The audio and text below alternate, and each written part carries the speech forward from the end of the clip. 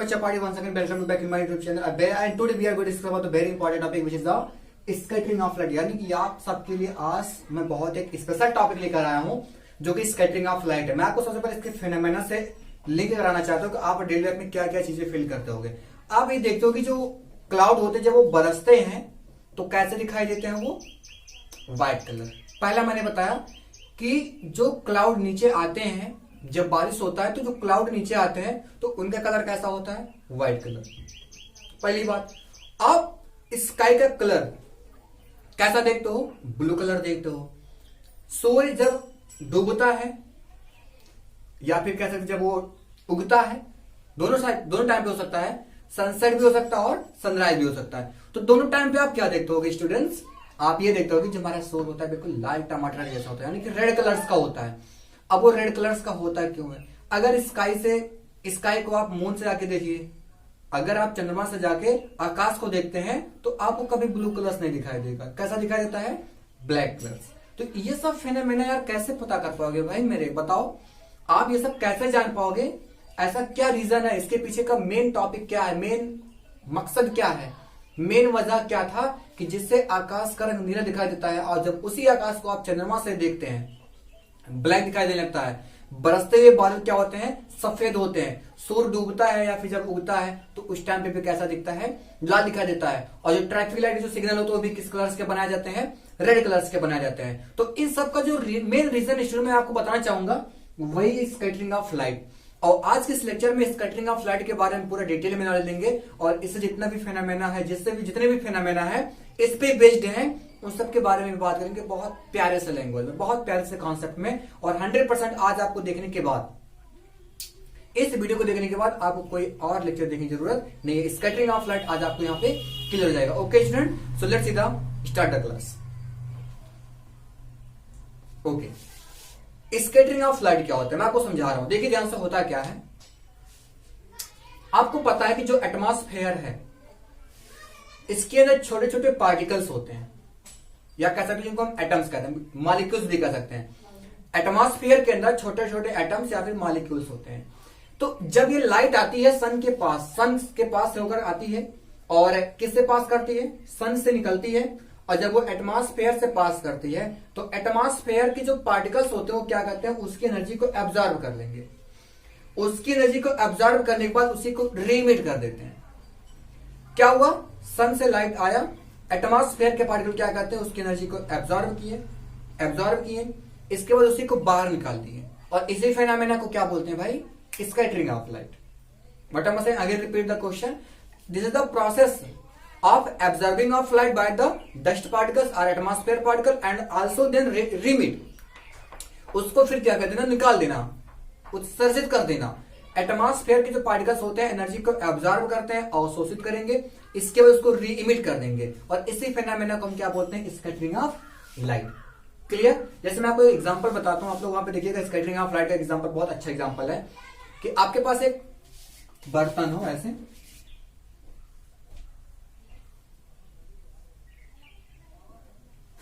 इसमें कोई वाटर डाल दो, ये क्या वाटर, ठीक है। और इसमें अगर आप लेजर लाइट मारते हैं तो इसका पाथ इसके अंदर दिखाई नहीं देता, जब इधर जाएगा तब दिखाई देगा। और जहां पे जिस बाउंड्री पे गिरता है उसी पे दिखाई देगी, देखो यहां पे। लेकिन इसके पाथ को आप नहीं देख सकते, जब इसको डाला जाता है तो इसके पाथ को आप देख नहीं सकते। बट अगर इसमें क्या करते हैं, कुछ हम कह सकते हैं कि आप डेटॉल वगैरह वगैरह भी डाल सकते हैं। तो मैं डेटॉल ही डाल दे रहा हूं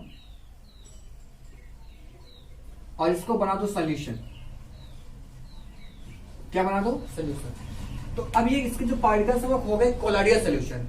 इसके जो पार्टिकल्स हो कैसे सोल्यूशन हो गए, कोलाइडियल। तो अब ये क्या करेंगे, जब इसमें लेजर लाइट डालेंगे तो जो कोलाइडियल सोल्यूशन होता है डियर, वो क्या करता है, लाइट को ऑब्जर्व करेगा और लाइट को ऑब्जर्व करने के बाद उसको रिमिट करेगा। तो अब इसके जो पार्टिकल्स हैं, जो अंदर के जो छोटे छोटे पार्टिकल्स हैं, वो क्या करते हैं, एनर्जी को इसके ऑब्जर्व करने के बाद उसको इमिट करते हैं। तो जब वो इमिट करते हैं तो इसके अंदर क्या होता है, आपको इसका एक पाथ दिखाई देता है, लेजर का पाथ दिखाई देता है, जिसको हम क्या बोलते हैं, इसी को बोल सकते हैं टिंडल इफेक्ट भी बोल सकते हैं। ठीक है, टिंडल इफेक्ट। बट आप यहाँ पे ऐसा कुछ भी मत कहिए। और हम समझते हैं पहले स्कैटरिंग ऑफ लाइट। तो मैंने आपसे क्या बताया, स्कैटरिंग ऑफ लाइट जो होता है एक ऐसा फेनोमेना होता है जिसमें एटमॉस्फेयर के पार्टिकल्स क्या करते हैं, एनर्जी को एब्जॉर्ब करते हैं, एनर्जी एब्जॉर्ब करेंगे, एब्जॉर्ब करने के बाद उसको फिर रीमिट करेंगे, और इसी फेनोमेना को हम क्या बोलते हैं, स्कैटरिंग ऑफ लाइट। तो स्कैटरिंग ऑफ लाइट से रिलेटेड एक बाबा थे जिनका नाम था लॉर्ड रेले। क्या नाम था उनका, लॉर्ड रेले। तो लॉर्ड रेले ने क्या बताया, लॉर्ड रेले ने क्या बताया, इन्होंने कहा कि जो लाइट की इंटेंसिटी होती है, ब्लैक ब्राउन कुछ भी लो भाई, उसे नहीं मतलब है, इन्होंने बस एक बात बताया। क्या बात बताया कि जो लाइट की जो इंटेंसिटी होती है वो इंटेंसिटी उसके वेवलेंथ के फोर्थ पावर के प्रोपोर्शनल, कह सकते हैं इनवर्सली प्रोपोर्शनल होता है। ठीक है, तो यहां पर उन्होंने क्या बताया था, intensity of light is inversely proportional to fourth power of lambda. मतलब वेवलेंथ की क्या होगा, फोर्थ पावर के इनवर्सली प्रोपोर्शनल होगा। ये बहुत इंपॉर्टेंट है बच्चा, लॉर्ड रेले का जो लॉ है, जो लॉर्ड रेले बाबा ने बताया था, ये बहुत इंपॉर्टेंट है। I proportional 1/λ⁴, I proportional 1/λ⁴। ठीक है, बट यहाँ पे एक कंडीशन होता है डियर, यहाँ पे क्या होता है, एक कंडीशन होता है। कंडीशन ये होता है कि small A is must be very less than lambda, यानी कि जो स्कैटर्स होते हैं, स्कैटर्स का मतलब ये होता है कि जिससे लाइट रेमिट होता है।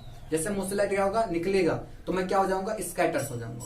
मुझसे लाइट क्या होगा, निकलेगा बाहर तो मैं क्या हो जाऊंगा, स्कैटर्स हो जाऊंगा। इसी को हम बोलते हैं स्कैटर्स। ठीक है, स्कैटर से क्या करता है, लाइट को इमिट करता है। तो स्कैटर्स की जो साइज होनी चाहिए स्मॉल है, very must be less than lambda. Lambda से क्या होना चाहिए, बहुत कम होना चाहिए। ठीक है ना, तो अगर ये कम है तब तो ये लॉर्ड रेले का फॉलो करता है, अदरवाइज नहीं फॉलो करेगा। मैं आपको बताना चाह रहा हूं कि जो क्लाउड्स होता है, क्लाउड्स की साइज बहुत ज्यादा होती है। बरसते हुए बादल जो सफेद दिखाई दे, उसके पीछे का रीजन यही होता है कि उसकी साइज क्या होती है, बहुत ज्यादा होती है। तो स्मॉल की साइज क्या होती है, लैम्डा के कंपैरिजन में बहुत ज्यादा। जो लाइट का वेवलेंथ होता है उसके कंपैरिजन में क्या होता है, बहुत ज्यादा होता है। तो जब बहुत ज्यादा हो जाएगा तो किसी भी कलर्स का स्कैटरिंग हो नहीं पाता। जब कलर्स का स्कैटरिंग होगा नहीं तो यार ग्रुप होगा, कलर्स का ग्रुप कैसा दिखाई देता बताओ, व्हाइट कलर तो दिखाई देगा। तो यही रीजन होता था डियर, जिसे आप कह सकते थे कि बरसते हुए बादल कैसे दिखाई देते हैं, सफेद दिखाई देते हैं। रीजन मैंने क्या बताया, because the size of scatters is very larger than lambda. जो साइज होता है स्कैटर्स का वो लैम्डा से बहुत ज्यादा होता है। जो साइज होता है स्कैटर्स का वो क्या होता है, लैम्डा से बहुत ज्यादा होता है। और जब उसकी साइज लैम्डा से बहुत ज्यादा होगी, इसका मतलब क्या है भाई, कलर्स का जो कह सकते हैं कि स्कैटर होता है, स्कैटरिंग हो नहीं पाएगा। जब कलर स्कैटरिंग होगा नहीं, अपने रंगों में बिखर नहीं पाएगा, तो उसका कलर कैसा होगा, ग्रुप ऑफ कलर्स क्या होता है यार, सफेद होता है। तो ये रीजन था। ठीक है, और यहां पे एक इंपॉर्टेंट बात है कि जो ब्लू कलर्स होता है उसका स्कैटरिंग ज्यादा होता है comparison than lambda, sorry comparison than red colours. जो रेड कलर्स होता है उसका स्कैटरिंग कम होता है, यानी कि उसका प्रकीर्णन कम होगा। और किसका प्रकीर्णन ज्यादा होता है, ब्लू कलर्स का। तो जैसे तो वेरी इंपॉर्टेंट, ब्लू कलर्स जो होता है उसका स्कैटरिंग ज्यादा होता है कंपैरिजन देन रेड कलर्स। तो ब्लू कलर्स जो होगा, ब्लू कलर्स उसका स्कैटरिंग ज्यादा किसके कंपैरिजन में, रेड कलर्स के कंपैरिजन में। तो अब इस पे हम क्या करेंगे, थोड़ा बहुत फेनोमेना की बात करते हैं और फिर इसके बाद देखते हैं। Okay, so please note down it. Okay,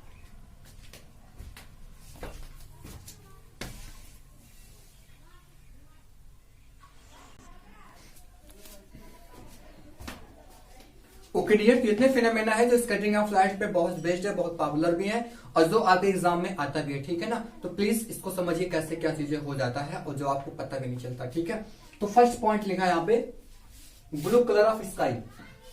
blue colour of sky यानी कि जो आकाश होता है उसका कलर ब्लू क्यों होता है, उसका कलर ब्लू क्यों होता है। तो देखो ध्यान समझो स्टूडेंट्स, आपको पता है जब वहां से सन से लाइट चलता है तो सभी कलर्स आते हैं, बट जो ब्लू कलर होता है उसका स्कैटरिंग ज्यादा होगा। तो जो डस्ट पार्टिकल, एटमॉस्फेयर के जो पार्टिकल्स होते हैं क्या करते हैं, ब्लू कलर्स के लाइट को एब्जॉर्ब कर देते हैं। और एब्जॉर्ब करते तो सबको हैं और फैलाएंगे भी सबको। ठीक है ना, समझ में आ रहा है बात में क्या बोला, हमने कहा सन से लाइट तो निकलता है और एटमॉस्फेयर पार्टिकल क्या करते हैं, एब्जॉर्ब कर देते हैं। एब्जॉर्ब करने के बाद उसके एनर्जी को ऐसे फैला देंगे, और जब फैला देंगे आकाश में, तो ये बताओ किसका स्कैटरिंग ज्यादा होता है, तो आप कहेंगे सर ब्लू कलर्स का। तो ब्लू कलर्स का स्कैटरिंग ज्यादा होने की वजह से क्या होता है, पूरे आकाश में वही ज्यादा फैलता है। तो उसका स्कैटरिंग ज्यादा होने क्या होता है, वो ज्यादा फैल जाता है आकाश में। जब वो आकाश में ज्यादा फैल जाएगा तो कलर्स कैसा दिखाई देगा मेरे दोस्त, बताओ भाई कैसा दिखाई देगा, ब्लू कलर्स, ठीक है ना। तो ये मेन रीजन होता है जिससे आप बता सकते हैं कि कलर्स कैसा होता है, blue colour. Why? Because blue colours का स्कैटरिंग ज्यादा होता है, जिससे वो क्या करता है, आकाश में पूरे बिखर जाता है। तो जो बिखरेगा वही हमको क्या होगा, दिखाई देगा। Second reason, white colour of cloud. समझते रहिएगा, इसको नोट्स पे बना लीजिएगा। Okay, white colours of clouds क्यों होता है, मैंने आपको बताया कि जो क्लाउड्स होता है उसकी साइज जो होती है लैम्डा के कंपेरिजन में बहुत ज्यादा, जो स्कैटर्स होता है उसकी साइज बहुत ज्यादा होती है वेवलेंथ के कंपेरिजन में। तो जब वेवलेंथ से ज्यादा हो गया स्मॉल की साइज तो होगा क्या, बताओ भाई क्या होगा, स्कैटरिंग होगा नहीं। जब स्कैटरिंग होगा नहीं तो कलर्स का ग्रुप क्या होता है, 7 कलर्स का जो ग्रुप होता है वो कैसा होता है, व्हाइट होता है, ठीक है ना। तो ये दोनों बात क्लियर हो गया। अगला है danger signals are of red colours. Danger signals are of red colour. तो देखो ध्यान से, मैं बता रहा हूं आपको, जो रेड कलर होता है, रेड कलर उसका वेवलेंथ सबसे ज्यादा होता है। जो रेड कलर्स होता है उसका वेवलेंथ ज्यादा होता है, यानी कि वो दूर तक जा सकता है और इसका स्कैटरिंग भी कम होता है, फैलता कम है, बिखराव उसका बहुत कम होता है, वो दूर तक ट्रेवल कर सकता है। तो अब बताओ भाई, ऐसे सिग्नल को थोड़ी ना लगाओगे, ऐसे सिग्नल को आप थोड़ी ना लगाओगे कि वो दूर तक ना जाए, रास्ते में ही मर जाए, ऐसा नहीं लगाओगे ना। तो आपको पता है कि रेड कलर का स्कैटरिंग होता ही नहीं है, ज्यादा सबसे कम होता है। और जब रेड कलर का स्कैटरिंग सबसे कम होता है मेरे दोस्त, ये क्या हो सकता है, दूर तक भी जा सकता है, ठीक है। तो जब ये दूर तक जाने में सक्षम है, उसके पास उतनी पावर है, तो आप कैसा बनाओगे, रेड कलर का तो बनाओगे। ये रीजन होता है, ठीक है। वेवलेंथ क्या होता है, ज्यादा होता है, दूर तक ट्रेवल कर सकता है। ओके, ये इंपॉर्टेंट पॉइंट है। Red is sunrise and sunset, यानी कि जब सनसेट होता है फिर सनराइज होता है, उस टाइम पे सन का कलर कैसा होता है, रेड कलर होता है। वाई? बिकॉज मैं आपको बता रहा हूं कि देखो ध्यान से, ये हमारा सन है, मान लो ये अर्थ है, सॉरी, इसके इस तरफ क्या है, एटमॉस्फेयर है, सब पूरा एटमॉस्फेयर भरा पड़ा है, और यहां पे कोई ऑब्जर्वर है। मान लो सन, ये देखो सन यहां पे है, तो जब सन को यहां से यहां पे देखो, इसके रेज ऑफ लाइट को यहां से आंख तक पहुंचना रहता है। बहुत ध्यान समझिएगा इस चीज को। एक बार सन यहां पे, एक बार सन यहां पे भी वही चीज होगा, एक बार सन यहां पे। तो जब वो इस टाइम पे होगा, मान लीजिए सनसेट टाइप पे है, किस टाइम पे है, सूर्य डूबने वाला है। तो जब ये सूर्य डूबने वाला है तो उस टाइम पे क्या होता है, या फिर जब सूर्य उगने वाला हो, यहां पे सनराइज भी हो सकता है। क्या हो सकता है, सनराइज।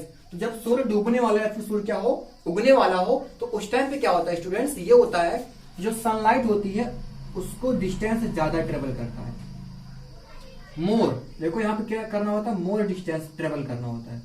कब कब, सनसेट टाइम पे और सनराइज टाइम पे सन की लाइट को ज्यादा डिस्टेंस क्या होता है, ट्रेवल करना होता है। और जब सनसेट और सनराइज के टाइम पे सन के लाइट को ज्यादा डिस्टेंस ट्रेवल करना होता है, तो आपको पता है कि जो ब्लू कलर्स होता है वो रास्ते में ही बिखर के खत्म हो जाएगा, क्योंकि उसको बहुत दूर तक जाना है, ठीक है, लाइट को बहुत दूर तक जाना है। और सन जो ब्लू कलर्स होता है उसके पास इतनी कैपेबिलिटी तो है नहीं वो दूर तक जाए, तो वो क्या होता है, वो स्कैटरिंग करके, बिखराव करके रास्ते में ही मर जाता है। तो बचता कौन है, रेड कलर्स। क्यों बचता है रेड कलर्स, क्योंकि रेड कलर्स का क्या होता है डियर, रेड कलर्स का स्कैटरिंग कम होता है, वो ज्यादा दूर तक ट्रेवल करता है। तो हमारी आइज तक कौन पहुंचेगा, रेड कलर तक पहुंचेगा।